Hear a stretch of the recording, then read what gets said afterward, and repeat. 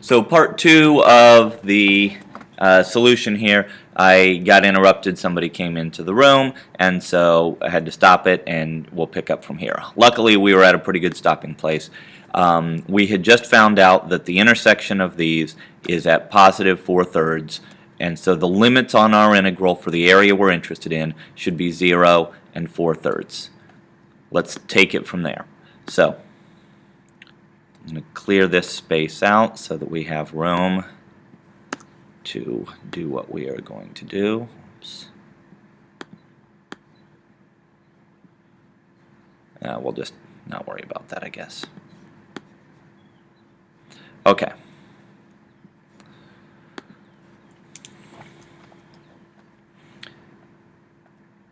So, all right. We want the area of this, which we could really kind of think of as the area underneath the red parabola minus the area underneath the blue parabola. So in other words, the definite integral from 0 to 4/3 of 4 minus x squared minus the definite integral from 0 to 4/3 of 5/4 x squared.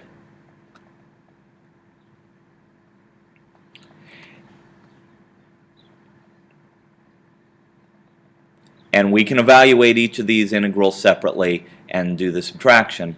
I'm actually not going to do that because what we have is a rule that says, hey, if the limits are the same on the integrals, subtracting two integrals, we can put those two together. The rule I'm referring to says something like this. The integral from a to b of f of x plus or maybe minus g of x is the same as the integral from a to b of f plus or minus, whichever one this is the same, the integral from a to b of g dx. And so, all right, it's like we've got the right-hand side of this. We've got two integrals with the same limits that are being subtracted. Let's put them together into one integral that has that subtraction inside it. And so we're going to say this is the same as the integral from 0 to 4/3 of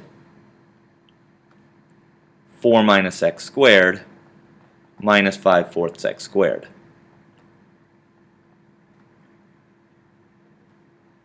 Which, of course, we can combine like terms in those parentheses there and say this is the integral of 4 minus 9/4 x squared from 0 to 4/3. Okay? So, let's take that to a new slide and we'll evaluate that. The integral from 0 to 4/3 of 4 minus 9/4, is that right? Yep, 9/4 x squared dx. So we have to think about an antiderivative. The antiderivative of 4 is 4x. The antiderivative of 9/4 x squared is 9/4 times the antiderivative of x squared, which is x to the third times the reciprocal of this exponent, which is 1/3. And what we're going to do is we're going to take this whole thing and we're going to evaluate it at our two limits and subtract. So first off, let's simplify a little bit here. This 9 and this 3 cancel, and we've got 3/4 inside there. So we've got 4x minus 3/4 x cubed .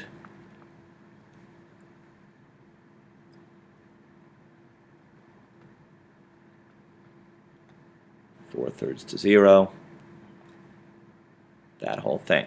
So we'll plug in the upper limit of 4/3, and we've got 4 times 4/3, so that's 16/3, minus 3/4 times 4/3 cubed. Let me write that out. 3/4 times 4/3 cubed. And now hey, this 3 is going to cancel one of these 3's. This 3 is really down on the bottom here 3 times because we're cubing it. And this 4 is up on the top 3 times because we're cubing it. So what's going to happen when we cancel here is this 3/4 is going to cancel one of our 3/4 and reduce this to a 2. And so we end up with 16/3 minus 16/9. This is what we get when we plug in 4/3. We got to also plug in the other limit. But that one's easy. 4 times 0 minus 3/4 times 0 cubed is just 0. And so this term really doesn't contribute anything in this particular case. Don't get into the habit of thinking that's always going to happen, because believe me when I say it's not. So we'll simplify this by getting a common denominator and call this 48 over 9 minus 16 over 9, and the result of that is 32/9, which would be what? 3 and, whoops, I don't want a decimal point there, 3 and 5/9.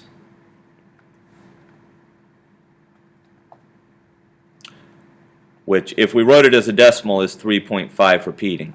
Don't do that. If you're writing it, leave it as 32/9. The reason I'm doing this is because I just happen to have already put this into GeoGebra, and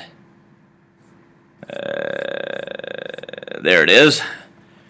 And there's our area, 3.56, because it rounded off. It's actually 3.5555555. And so there we go. That's some confirmation that our area is correct from our calculation here, that it's 3 and 5/9.